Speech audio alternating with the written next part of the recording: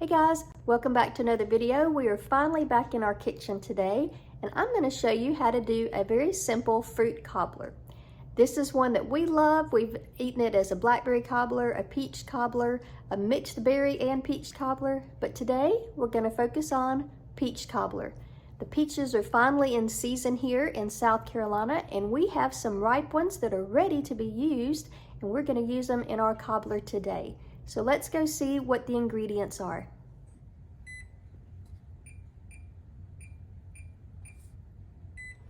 We're going to start with some peaches. I'm going to cut these and slice them up until we have about a cup full, maybe a little cup and a half full of peaches. We have 3 tablespoons of diced butter, already cubed up. We have a 1/3 cup of milk, whole milk. We have a 1/2 cup of self-rising flour. If you have plain flour, you can add your salt and things to it to make it into self-rising flour. We have a 1/2 cup of sugar, granulated sugar, and I have a teaspoon of a cinnamon spice blend. So this one has the cinnamon, allspice, cardamom, nutmeg, and cloves in it. Or you can just use cinnamon. All right, I have gone ahead and peeled and sliced about 5 or 6 very ripe peaches. These are kind of small peaches, and they're a red variety of peach. I don't remember the exact name. And I have just some granulated sugar here. I'm just going to kind of sprinkle some sugar in here and let these macerate just for a few minutes while I am getting our dry ingredients going. So we'll give this a stir. And I'm going to set these just to the side and start on our dry ingredients. We're going to start with our 1/2 cup of self-rising flour. And we're going to add in our cinnamon. This is a cinnamon plus, so it has a few other spices in it as well, but main ingredient is cinnamon, and our 1/2 cup of sugar. So we're going to go ahead and just whisk these together. Just give them a nice little blend before we add our butter and then our milk. Okay, now I'm going to go ahead and add my butter. So I've gone ahead and cut it up into tiny little cubes, and I'm going to add this in.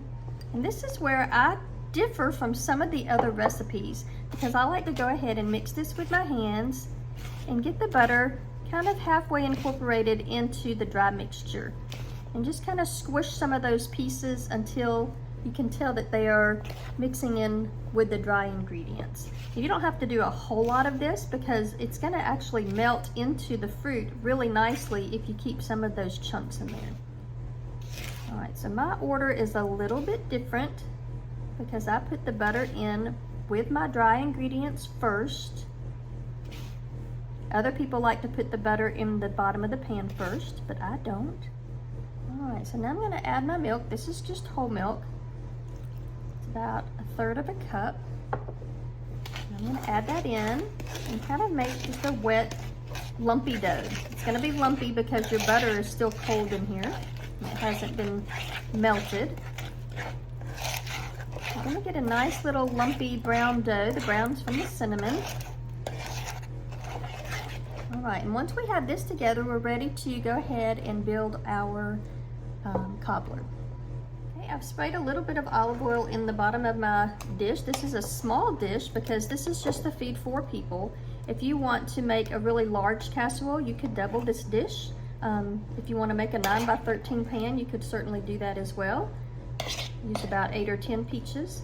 But this is about 5 or 6 peaches, and I'm just going to use about enough to fill half this container. Okay, I filled up our dish about halfway, maybe not quite halfway, and now I'm going to add our dough mixture. I'm going to spread it all in here, right on top.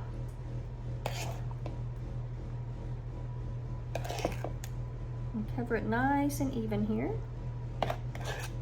You'll see all the little butter chunks hanging out.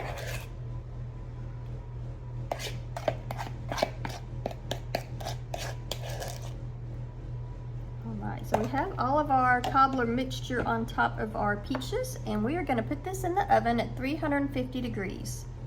Some of you are probably thinking, what are you doing with those leftover peaches that are not in the oven? And this is where the quality check comes into place, because I add just a little bit of milk.